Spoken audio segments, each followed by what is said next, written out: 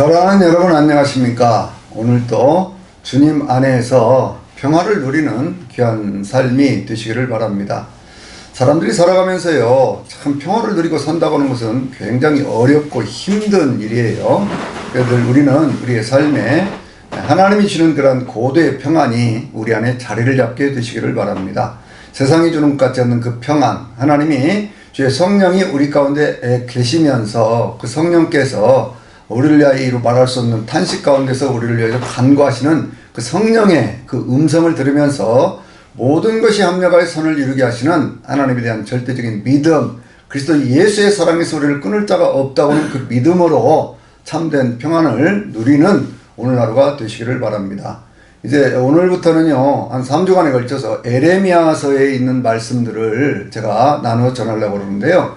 왜냐하면 이 에레미야서는 전체가 52장인데 성경 가운데 가장 많은 분량을 가지고 있습니다. 장수로 보면 물론 시편이 150편이고 그리고 이사야서가 66장이지만 그러나 전체 내용으로 보면요, 천천히 그 말씀을 읽어도 한 5시간 정도는 읽어야 될 정도로 아주 방대한 그런 분량을 가지고 있고요. 그렇기 때문에 이 내용들을 쭉 나누어서 좀 살펴보는 것이 좋겠다, 그런 생각을 하게 되어지는 것이거든요. 제가 지난주에는 하박국서를 말씀을 드렸는데, 하박국이라고 하는 사람은 역사의 현실을 껴안고 씨름하던 사람이죠. 그 역사의 현실을 껴안고 씨름하다가 하박국이라는 말 자체가 그것이 껴안았다, 그런 뜻이거든요. 역사의 현실을 끌어안고 정의가 이루어지지 않는 세상에 대한 고민을 그렇게 하나님 앞에 토로를 하다가 결국 그는 하나님의 말씀을 듣고 그 하나님의 말씀 속에서 그 하나님을 껴안아버린, 그래서 그 삶의 현실을 넘어가 버린 그러한 은혜를 받았던 사람인 것이거든요. 그래서 오직 의인은 믿음으로 말미암아 살리라 라는 이 절대적인 신앙의 이 고백을 할 수 있었던 그 사람이 바로 이 하박국이라는 선지자였습니다. 하박국 선지자와 거의 같은 시대에 활동하던 그러한 선지자가 바로 예레미야 선지자인데요. 이 예레미야 선지자는 특별히 그 요시야 왕 때 부름을 받아서 본격적인 예언 사역은 하박국이 주로 활동하던 그 시대와 마찬가지였던 여호야김, 시드기야 이 시대에 활동을 했습니다. 이 시대는 언제냐 그러면 이스라엘 민족들이 바벨론에 의해서 계속 침략을 당하고 멸망을 당해서 포로로 끌려가던, 결국 나라가 망해버렸던 그러한 시기까지거든요. 그러니까 이 예레미야가 하나님 앞에 부름을 받을 때요, 참 어렵고 고단한 시대에 선지자로 부름을 받지요. 이 에레미야서는 특별히 1장에서부터 25장까지 있는 말씀을 보면요, 에레미야가 이제 선지자로 부름을 받고 그 세상에 대한 모든 여러 가지 예언들을 하다가 결국 이스라엘이 하나님에 의해서 바벨론의 포로로 끌려가게 되어져서 70년을 채워야 그래야 돌아온다 라고 하는 그 내용까지가 25장까지 있는 내용이고요. 이제 26장에서부터 33장까지 있는 그 말씀을 보면 그 말씀들은 그 속에서 이 에레미야가 큰 또 고통을 당해요. 고통을 당하다가 이스라엘 민족들이 하나님 앞에서 은혜를 받아서 포로에서 돌아오는 그 내용들을 다시 말씀을 하고 있고요. 그 다음에 이제 34장부터 52장까지 있는 그 말씀은 왜 이스라엘이 이렇게 망하게 되었는가 라고 하는 그런 내용과 더불어서, 그리고 더 나아가갖고는요, 그 바벨론이 멸망하는 그 내용까지를 설명을 하고 있습니다. 51장에서요. 그리고 52장에서는 이스라엘 민족들이 다시 이렇게 그 멸망당하는 그 상황에 대한 것들을 한 번 더 묘사를 함으로 해서 그렇게 그 내용들을 마감을 하고 있거든요. 그래서 오늘은 1장에서부터 25장까지 있는 말씀을 통해서 에레미야, 눈물로 전한 하나님의 말씀이라고 하는 제목으로 이 말씀을 전하도록 그렇게 하겠습니다. 왜 눈물로 전하는 하나님의 말씀이라고 얘기를 했느냐 그러면, 에레미야서를 보면요, 슬프도소이다 라고 하는 그러한 단어들이 여러 번 반복돼서 나오는 것을 볼 수가 있어요. 그래서 에레미야가 하나님 앞에 부름을 받았던 그때부터 이 사람은 굉장히 많은 마음에 고통을 당하고 있었던 거거든요. 왜냐하면 그 시대가 그만큼 어려운 시대인데 하나님은 그를 부르셔요. 아나돗이라고 하는 곳에 있던 제사장 가운데 한 사람이었습니다. 아나돗이라고 하는 뭐냐 그러면 아비아달 제사장 계열에 있던 사람들이 거기에 모여 살던 그러한 장소인데, 그곳에 있던 이 에레미야에게 하나님이 임하셨습니다. 뭐라고 말씀하시냐면, 너를 내가 태중에 짓기 전에서부터 너를 알았고, 그리고 내가 내 복중에 있을 때도 나는 너를 알았다, 이렇게 하나님 말씀을 하셔요. 그러면서 하나님께서 내가 너를 선지자로 세울 터인데 너는 여러 민족 앞에 이 말씀을 증거해야 된다라고 부르시는 거예요. 그러니까 예레미야가 하나님 앞에 얘기를 합니다. 슬프도소이다 나는 아이라 말을 잘할 수 없습니다. 이렇게 얘기를 하거든요. 왜냐하면 그 시대는요 굉장히 어렵고 고단한 그러한 시기예요. 그런데 그러한 시대에 하나님의 말씀을 전한다고 하는 것은 엄청난 그러한 고통과 어떤 인간적인 번뇌, 외로움 뭐 이런 것들을 다 겪어야 되는 그런 시기거든요. 그런데 하나님께서는요 강권적으로 역사를 하셔요. 내 입술에 내가 내 말씀을 주었다라고 하면서 그 입술을 만지시면서 그렇게 얘기를 합니다. 선지자로도 한다고 하는 것은요 쉬운 일 아닙니다. 하나님의 말씀을 받아서 전하는 일이기 때문에 그래서 하나님의 말씀이 임하면 그냥 있는 그대로를 전해야 되는 것이거든요. 근데 하나님 뭐라고 말씀하시면 멸망과 파괴 이야기를 전하고 그러면서 그 모든 것들이 무너진다는 얘기를 해야 된다는 거예요. 그리고 나중에 다시 심고 세우는 그러한 내용들은요 그것도 또 같이 전하기는 하지만 그 내용보다는 주로 멸망, 파괴, 무너짐 뭐 이런 이야기들을 주로 하라는 거예요. 예레미야가 하고 싶겠습니까? 그런데 하나님은 그 말씀을 주시면서 그렇게 하는 것이거든요. 오늘 저나 여러분들도 하나님 주시는 말씀이 있으면 그 말씀을 받아서 전할 수 있는 그런 은혜는 있어야 되지 않겠습니까? 그때 이제 두 가지 환상을 보죠. 두 가지 환상 가운데 하나가 뭐냐면 그것이 그 샤케드라고 하는 살구나무, 우리말로는 살구나무라고 번역을 했지만 이스라엘은 아몬드 나무거든요. 이 아몬드라고 하는 것은 봄철에 가장 먼저 꽃을 피우고 열매를 맺는 그런 나무예요. 그러니까 이제 예언자의 사역은 뭐냐? 깨어서 하나님의 복음을 전하는 바로 그 사역이거든요. 근데 하나님께서는 샤케드라는 그런 단어를 주면서 내가 너를 쇼케드 하겠다라고 말씀하셔요. 쇼케드라는 것은 내가 그 말씀을 제대로 전하는지 내가 너를 관찰하고 내가 너를 지켜보고 내가 너와 함께 있겠다 그 말씀이에요. 그 말씀을 주셨습니다. 두 번째 완성은 뭐냐 그러면 저 북쪽에서부터 큰 그 가마솥이 그렇게 기울어져서 끓는 가마솥이 쏟아지는 그러한 모습을 보여줍니다. 이것은 바벨론에 의해서 나라가 망한다 라고 하는 그런 환상이거든요. 그러니까 그런 환상을 보니까 얼마나 더 기가 막혔습니까? 그래가지고 이제 그러는데 하나님께서 힘을 주십니다. 너는 그런 사람들 두려워하지 말아라. 내가 너를 그 높은 성벽이 되게 하고 노성벽이 되게 하겠다 그렇게 말씀을 하셔요. 그러니까 굳건하게 강건하게 하고 내가 너와 함께 있을 터이니 너는 이 말씀을 전하라 이렇게 얘기를 하는 거거든요. 근데 이 장에서 또 본격적으로 말씀을 전합니다. 하나님은 먼저 이스라엘 민족들을 애굽에서부터 건져냈던 그 말씀에서부터 시작을 하셔요. 애굽 땅에서 종되었던 때 거기에서부터 너희를 건져내면서 물도 없는 그런 사막으로 이렇게 너희를 인도해 왔지 않느냐. 그런데 너희를 그렇게 인도해 왔는데 그렇게 해서 이 땅을 인도하고 이 젖과 꿀이는 좋은 땅을 너에게 주었는데 이 땅에 인도했더니 너희가 나를 버렸다. 그 표현을 하나님은 참 기가 막힌 시적인 그런 표현을 하고 있는데요. 너희는 생수에 근원되는 나를 버리고 너희가 스스로 웅덩이를 봤는데 그것은 터진 웅덩이다. 그렇게 말씀을 하는 거예요. 그러면서 우상 숭배를 하는 그 모습을 굉장히 질타를 하십니다. 이스라엘 민족들이 가나안 땅에 들어갔을 때 가장 먼저 빠졌던 유혹이 뭡니까? 바알 신앙이라고 하는 것이잖아요. 왜냐하면 하나님이 광야로 이렇게 이끌어 오셨지만 그들은 목축하는 그러한 사람들이었고 가나안 땅에 살던 사람들은 농경 문화의 사람들이잖아요. 그러니까 농사를 지면서 비만 제때 오면 농사가 잘 되어져서 포도나무라든지 감람나무라든지 뭐 무화과나무라든지 뭐 이런 데 열매들이 많고 그렇게 하면서 풍성한 삶을 사는 거 보니까 우리가 하나님을 섬기기는 하지만 그러나 그 하나님보다는 바알을 섬겨야 아세라를 섬겨야 거기에는 풍성함이 있고 거기에는 넉넉함이 있다 라고 하는 것 때문에 우상 숭배를 쫙 빠져들어가 버리는 거예요. 그러니까 그걸 하나님께서 질타를 하고 계시는 거거든요. 그래서 하나님께서 계속 그들에게 돌아오라 돌아오라 그렇게 말씀을 하셔도 마음가짐을 찢고 하나님 앞에 돌아오라 그렇게 말씀을 하셔도 그들은 전혀 하나님 앞에 돌아가지 않습니다. 그래서 이제 그 5장에 있는 말씀을 보면요 뭐라고까지 말씀을 하냐면 이 온 성내를 예루살렘 성에서 주로 이제 예언 사역을 했거든요. 그러니까 성을 돌아보라. 거기에 무슨 의로운 사람 한 사람이라도 있는가 찾아봐라. 여러분 소돔과 고모라가 망할 때는요 의인 10사람이 없어서 망했어요. 그런데 하나님은 의인 10사람을 찾는 것도 아닙니다. 한 사람을 찾고 있어요. 그 한 사람을 찾고 있는데 그 한 사람이 없다 그런 얘기죠. 모두가 다 부패하고 타락해 버렸습니다. 왕들은 권력을 가지고 그렇게 하지요. 법을 다루는 사람들은요 돈이 있는 사람들 편들어주고 고아 가부의 어떤 그런 인권을 유린을 하고 있지요. 경제적으로 막 그 풍성한 그러한 사람들은 수탈을 하고 수탈을 해서 거의 그냥 사람들이 뼈가 말라버릴 정도로 그런 정도로 수탈을 하고 있죠.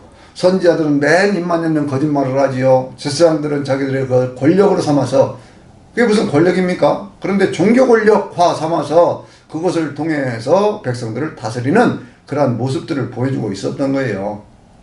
백성들이 뭐라고까지 얘기를 하는 줄 아십니까? 5장에 있는 말씀 보면은요, 하나님이 어디 있냐? 하나님이 우리에게 무슨 복과 화를 주느냐? 그렇게까지 얘기를 합니다. 완전히 타락해버린 그러한 세상의 모습들을 이렇게 쭉 보여주고 있거든요. 그래서 예레미야가 예레미야 7장에 가서 보면요, 그 유명한 성전 설교라고 하는 것을 합니다. 예레미야서는 두 번의 성전 설교가 있는데, 이제 우리가 다음 주에 보게 될 이 26장에 보면 성전 설교가 한 번 더 있어요. 그러나 가장 유명한 성전 설교는 바로 이 7장에 있는 이 말씀입니다. 보통 저도 목회를 하고 있지만 이 말씀은 교회에서 잘 설교를 않는 그런 말씀들이에요. 왜냐하면 너무나 그 말씀이 참 충격적인 그런 내용이고, 그런 말씀들을 통해서 회개의 역사가 이루어지는 것보다는요, 오히려 미움받고 고통당하는 그러한 일들이 더 많을 수 있는 그러한 말씀이에요. 그러나 이 말씀이 성경 말씀이기 때문에 우리는 성경을 통해서 교훈과 책망과 바르게 함과 의로 교육하기에 유익한 이 성경 말씀이기 때문에 이 말씀을 볼 때 우리는 온전해져서 모든 선한 일을 행하기에 부족함이 없도록 구비시켜주는 말씀이기 때문에 이 말씀을 그대로 있는 그대로 보고 있는 그대로 하나님의 말씀으로 받아들여야 됩니다. 예레미야가 성전 그 곁에 서서 선언을 하지요. 이 성전이 언제부터 있었어요? 솔로몬이 성전을 지었던 때가 966년이니까요. 지금 이 예레미야가 말씀을 전할 때는 그때로부터 거의 한 350년이 지난 그 세월 아닙니까? 350년간 그곳에 성전이 세워져 있었습니다. 그러면서 이스라엘 민족들은 성전이 있기 때문에 하나님 우리와 함께 하시고, 우리는 성전에서 하나님을 섬기기 때문에 아무 일이 없을 것이다. 하나님은 끝까지 우리를 보호하실 것이다. 그런 헛된 그런 그 욕망, 그 헛된 믿음을 가지고 있었던 거거든요. 근데 하나님은 처음 성전을 지을 때부터 솔로몬에 그렇게 얘기하지 않았습니다. 하나님께서 성전을 지었을 때 내가 내 이름을 거기에 두겠다고 말씀을 하시고, 너희가 어떤 일들이 생겨서 그 일 때문에 하나님 앞에 기도하면 내가 듣지만, 그러나 너희가 하나님의 말씀을 어기고 하나님의 언약을 어기고 그렇게 하면 내가 이 전을 버리리라, 그렇게 말씀을 하셨어요. 분명히 그때부터 말씀을 하셨습니다. 그런데 이 시대요, 예레미야가 전하던 그 시대는 그런 모든 포악함이 가득했던 그런 시대예요. 그래서 7장 4절에 있는 말씀 보면요, 정말 놀라운 말씀이 있는데, 거기는 뭐라고 얘기를 하냐면, 너희는 이전을 가리켜서 여호와의 성전이라 여호와의 성전이라 여호와의 성전이라 하는 거짓말을 믿지 말라, 이렇게 말씀해요. 여러분이 놀라운 말씀 아니에요? 하나님의 성전이 350년 동안 세워져 있으면서, 물론 중간에 뭐 퇴락하기도 하고 뭐 여러 가지 있어서 그걸 수리하고 그렇게 오기는 했지만, 그런데도 여전히 하나님의 성전인데, 그거 하나님의 성전이라고 말하는 거 그거 믿지 말라는 거예요. 그거 거짓말이라는 거예요. 여러분, 오늘날에도요, 우리가 어떤 큰 교회가 갖고 교회 앞에서 이게 하나님의 교회입니까? 이게 하나님의 성전입니까? 거짓말입니다. 그렇게 누군가가 얘기를 한다면 그 사람 막 때려 죽이려고 달라들 겁니다. 근데 그러한 일들을 누가 당한다고요? 바로 이 에레미야가 이렇게 계속되는 역사 속에서 그걸 당하는 것을 볼 수가 있어요. 에레미야가 뭐라고까지 얘기를 하는 줄 압니까? 너희는 이것을 도적의 소굴로 만들었다, 그렇게 말씀. 여러분, 이 말씀 어디서 들어봤잖아요. 예수님께서 성전을 이렇게, 성전에 있는 상인들의 그 모든 것들을 이렇게 물리치시면서 너희가 내 집은 만민의 기도하는 집인데 강도의 소굴로 만들었다, 이렇게 말씀하셨던 그 내용의 원래 내용이 바로 이 예레미야가 선언했던 그 말씀이거든요.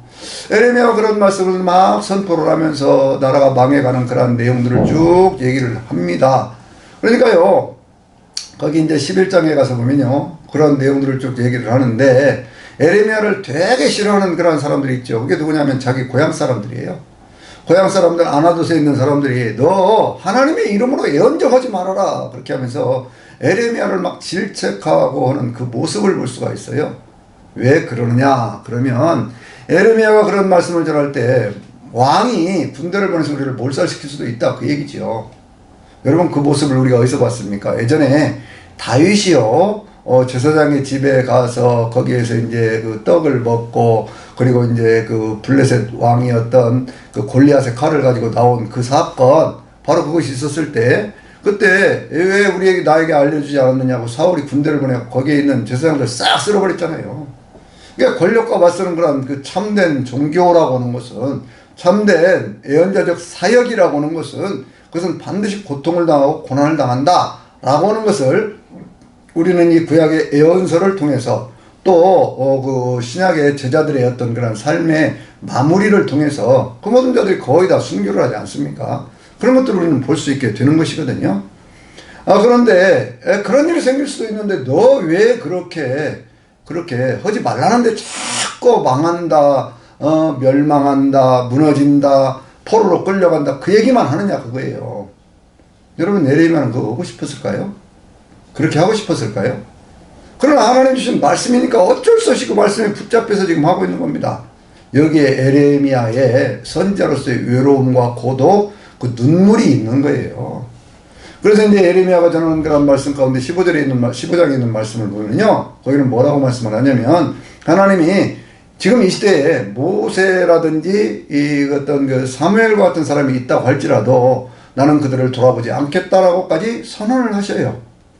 그러니까 이제 완전히 멸망으로 넘어져가는 옛날 문화세 때로부터 있었던 모든 우상숭배, 성전 안에다가까지 거기다 이제 바알과 아세라상을 만들어 놓고 아스타로스를 또 섬기고 그 옆에 있는 뭐 그모스 신이라든지 뭐 여러 어떤 잡신들을 다 섬기는 그러한 나라. 그리고 흰농골짜기라고 하는 곳에 거기에다가 이제 여러 가지 어떤 그 자기 자식들까지 번제물로 드리는 막 불로 태워 죽이는 그런 인신제사를 드리는 그런 나라가 되어버린 그 모습 속에서 하나님께서 완전히 버리시겠다고 말씀을 하시는 거예요. 그러면서요, 하나님이 16장에 보면요, 하나님께서 뭐라고 말씀하시냐면 이렇게 말씀을 하셔요. 그 예레미야야, 너 결혼하지 말아라. 그렇게 말씀을 하셔요. 여러분 선지자로 이렇게 하는 때까지 했으면 모든 것들이 좀 좋아지게 하면 얼마나 좋습니까? 뭐 결혼도 하고 뭐 어떻게 좀 살고 폼나게 살고 그렇게 하면 얼마나 좋아요. 근데 하나님은 예레미야한테 결혼도 하지 말래요. 왜? 너 결혼하면 네 자식들, 네 각시 다 고생이라는 거예요. 다 고생이라는 거예요. 그래 결혼도 하지 말래요. 결혼도 하지 못합니다. 그럼 하나님 말씀하시기를 너 초상집에도 가지 말아라. 거기 가서 네가 울어봐야 그들을 위해서 울어줄 사람도 하나도 없이 싹 쓸어버릴 것이다. 얼마나 놀라운 말씀입니까? 결혼식장도 가지 말라는 거예요. 왜냐하면 신랑과 신부의 소리가 다 없어지고 등불빛도 없어진다. 근데 이 말씀이 어디에 있냐면요, 요한계시록 이 18장 21절 이하에 있는 말씀 보면 하나님 바벨론을 심판하실 때 주시는 그런 말씀하고 똑같은 내용이거든요. 그 뭐라고 말씀하냐면 한 힘센 천사가 나타나서 그 맷돌과 같은 큰 돌을 바다에 던졌더니 바벨론이 다시는 보이지 않게 되더라 라고 말씀하면서 다시는 이제 풍류하는 자들의 소리라든지 검은 옷 하는 자들의 소리라든지 놀이하는 자들의 소리가 들리지 아니하고 거기에 맷돌 소리라든지 무슨 뭐 세공하는 자들의 어떤 그 소리도 들리지 아니하고 등불빛도 보이지 아니하고 그리고 신랑과 신부의 소리가 사라진다 라고 하는 완전히 같이 패망하고 멸망해버린 그러한 모습들을 보여주고 있는데 이 모습이 예전 이스라엘의 수도였던 예루살렘이 멸망할 때 있었던 바로 그 사건으로 그렇게 말씀하고 있는 것입니다. 그러면서 이제 하나님께서요, 다시 해주시는 그런 말씀들 가운데 하나가 뭐냐면 세상의 모든 것들이 이렇게 악해지고 이렇게 되는 그러한 세상 속에서 17장 7절에 있는 말씀을 보면요, 세상의 모든 것들 가운데 가장 부패하고 가장 그것이 뭐라고 말씀하고 있는 인간의 마음이라는 거예요. 하나님께서는요, 인간의 심장과 배부를 살피신다 그렇게 말씀하고 있거든요. 세상의 모든 만물보다 가장 부태한 것은 마음인데 하나님 심장과 배부를 살펴서 그렇게 해서 세상의 모든 것들 가운데 참으로 하나님 앞에 돌아온 자들을 구원하시겠다고는 약속의 말씀도 또 주시는 거거든요. 그 다음에 이제 18장 19장에 있는 그런 말씀들을 토기장의 비유 우리가 그렇게 얘기를 하지요. 하나님이 토기장의 집으로 보내셨습니다. 그렇게 보냈더니 거기에서 이제 뭘 봅니까? 토기장이가 토기를 만드는데 마음에 안 들면 부셨다가 다시 만들기도 하고 그러는 거예요. 하나님은 절대 주권에 속한 일이기 때문에 네가 어떻게 한다고 해서 되는 일 아니다. 그러면서 하나님은요, 이 백성들을 향해서 기도도 하지 말라고 말씀하셔요. 하나님이 작정한 파멸이 다가오고 있으니 그 파멸에 대한 것들을 선언을 하고 그 파멸에 대한 것들을 그렇게 준비를 해서 그렇게 해야 된다라고 말씀을 하시는 거거든요. 그러니까 하나님께서 주시는 어떤 그런 말씀들 속에서 우리는요, 이 세상의 모든 것들이 어떤 방향으로 어떻게 이루어져 가는가 라고 하는 것에 대한 것들을 우리가 알아야 된다고 말이죠. 이제 그러한 예언들의 말씀을 계속 하다 보니까 성전에 있던 그 모든 것들을 책임지고 있던 성전 책임자죠. 그 바사엘이라고 하는 그러한 바시엘이라고 하는 바시헬입니다. 바시엘이라고 하는 그러한 사람이 이 예레미야를 붙잡아다가요 그 성전 벽에다 그렇게 달아놓고 두드러 패고 막 그렇게 하는 거예요. 그렇게 해서 하루를 그렇게 지내고 난 다음에 그 다음에 이제 이 에레미야를 이렇게 내려놓습니다. 그러니까 에레미야가요 그때 참 그 놀라운 어떤 그런 그 신앙을 고백을 하지요. 그 뭐냐면 하나님 어떻게 나에게 이런 일들이 계속 생기게 하십니까? 그게 하나님 전하는 말씀을 내가 전한 것밖에 무슨 죄가 있습니까? 근데 하나님 전하는 이런 말씀을 전했는데 이런 일들이 생기니 내가 다시는 하나님의 말씀을 전하지 않겠다고 그렇게 다짐을 하지만 그러나 그렇게 할 때는요 내 마음이 불같이 일어나서 도저히 하나님의 말씀을 전하지 않고는 견딜 수 없는 이런 심령이 됩니다 라고 얘기를 하면서 이 참 아주 그냥 자기 인생에 대해 저주하는 그런 모습을 보여줍니다. 뭐라고 인생을 저주를 하느냐 그러면 내가 태중에서 죽어버렸으면 얼마나 좋았을까. 그 모태에서 내가 나오지 않고 그 엄마 뱃속에 죽었으면 얼마나 좋았을까. 그런데 그렇게 하지 않고 내가 태어나서 내가 이러한 고통과 수치를 당하는구나 하면서 아주 그냥 눈물로 통곡하고 그렇게 하는 그 모습들을 보여주고 있습니다. 이게 에레미야의 눈물이에요. 세상에 대해서 하나님의 말씀을 전한 것밖에 없는데 하나님 내가 하고 싶다고 해서 한 것도 아니고 하나님 나를 부르셔서 이 말씀 전하라고 해서 하는 것밖에 없는데 동족들도 자기를 죽이려고 그러지 사람들도 자기를 죽이려고 그러지 계속 그런 그 죽음의 위협 속에서 안 하려고 해도 속에서는 하나님의 말씀이 들끓고 있고 그 하나님의 말씀을 전하지 않으면 안 되는 그것이 되어져서 그렇게 하니 차라리 내가 태어지지 않고 죽었으면 얼마나 좋았을까 하는 그런 모습들까지 거기에 보여주고 있습니다. 그러고 나서는 이제 거기에 있는 왕들이요 이 느부갓네살이 쳐들어왔잖아요. 쳐들어와가지고 그 성을 둘러싸고 그렇게 하니까 사람들을 보내가지고 에레미야에게 우리를 위해서 기도해달라 그렇게 얘기를 합니다. 기도해 줄 생각은 하지 않고 이 성은 다 망한다.